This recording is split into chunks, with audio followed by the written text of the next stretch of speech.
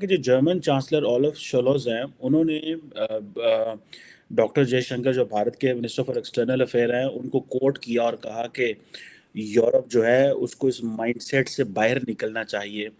کہ جو یورپ کے مسئلے ہیں دنیا کے بھی مسئلے ہیں کہ بلاول کہ وہاں پہ وہ کسی طریقے سے کوئی کیشکول نکالیں اور ممکن ہے کوئی ایسی بیک ڈور قسم کی ڈپلومیسی چل رہی ہو کہ جرمنی سے یا فرانس سے یا کسی اور سے کچھ جو ہے وہ مدد کی اپیل کی جائے، جس کے چانسز اب مجھے بہت کم لگتے ہیں۔ آپ یہ نہیں کر سکتے کہ آپ کا ملک دیوالیہ ہو رہا ہو لیکن آپ منصوبہ بندی ایسے کر رہے ہوں جیسے آپ دنیا کے کسی سپر پاور کی صف میں شامل ہو رہے ہیں۔ آپ کے لاچھن ایسے ہوں جیسے آپ کے ملک سے جو ہے وہ تیل کے کنویں نکل کے آ گئے ہیں یا کوئی ایسی دولت آ گئی ہے۔ سوال یہ پیدا ہوتا ہے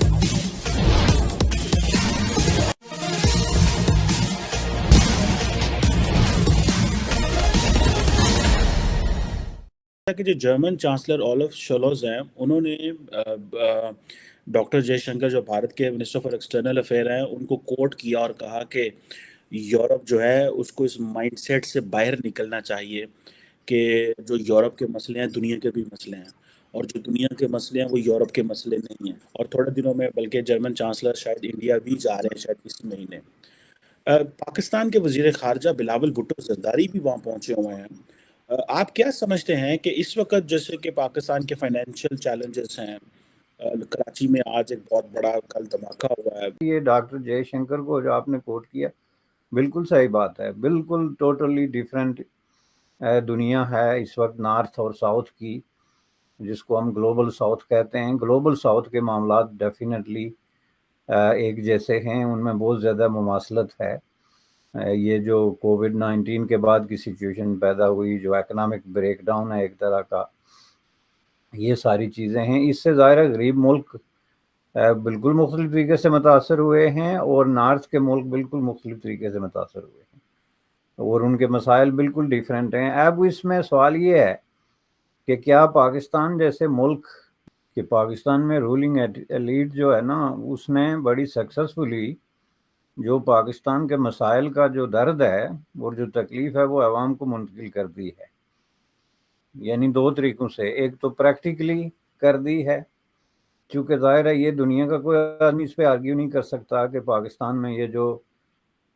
انفلیشن ہے اور یہ جو مہنگائی کمر توڑ جس کو ہم کہتے ہیں، اور جو آنے والے سخت ترین دن ہیں،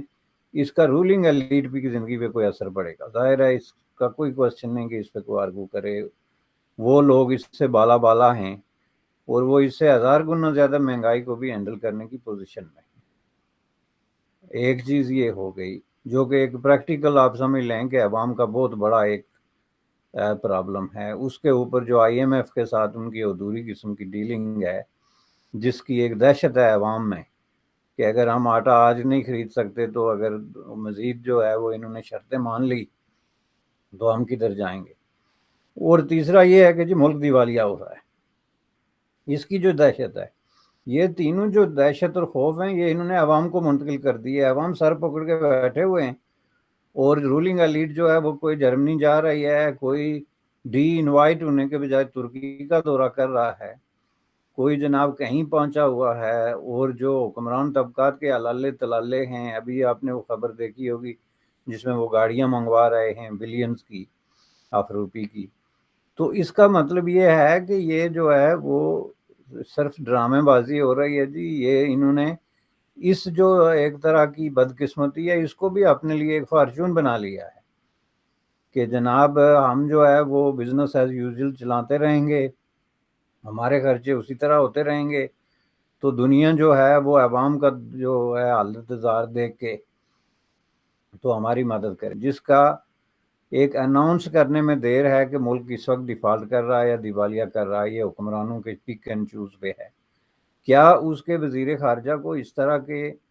ایکٹیو جو ہے وہ پروٹوکولز میں، جیسے کہ وہ جا رہے ہیں انٹرنیشنلی کبھی ایک ملک میں کبھی دوسرے میں، بلکہ میں آپ کو کہوں گا کہ یہ دنیا کے سب سے بڑے جو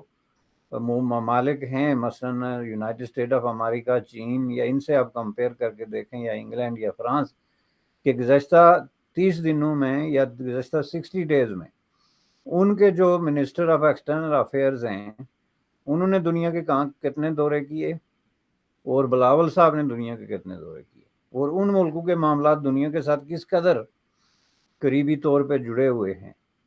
جو ان کے اکنامک، پولیٹیکل اور ملیٹری ایون مفادات پوری دنیا میں پھیلے ہوئے ہیں، جہاں ان کو جانا ہوتا ہے، لیکن وہ بہت سارے معاملات کو آن لائن زوم کے ذریعے یا ان رائٹنگ یا دوسرے طریقوں سے وہ کرتے ہیں۔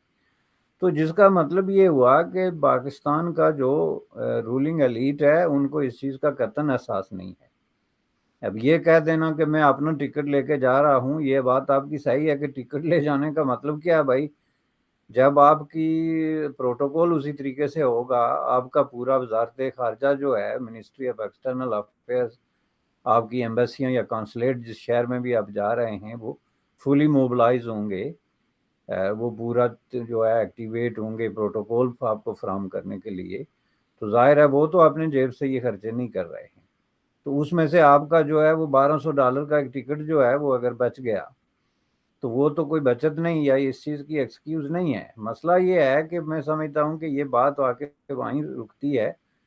کہ پاکستان جو ہے، جو رول دنیا میں پلے کرنے کے چکر میں ہے، وہ اس کی کیپاسٹی نہیں رکھتا، اس کے مطابق اس کے وسائل نہیں ہیں، اس کے مطابق کیا ہے، اس سے کئی ہزار گنا بھی جو ہے وہ کم اس کے پاس وسائل ہیں، لیکن وہ اپنی جو فرسودگی ہے اس کی جو انٹرنل ایکسٹرنل افیئرز کی پالیسی میں، اس کو ری وزٹ کرنے کے لیے تیار نہیں ہے۔ مثلا آپ یہ دیکھیں کہ اس وقت وہاں پہ کتنے وزیر خارجہ گئے ہوئے ہیں جرمنی میں، اور ان کو کمپیئر کر کے دیکھیں تو یہ لیجیٹیمیٹ سوال ہے آپ کا کہ بھائی وہ کس معاملے میں جو ہے وہ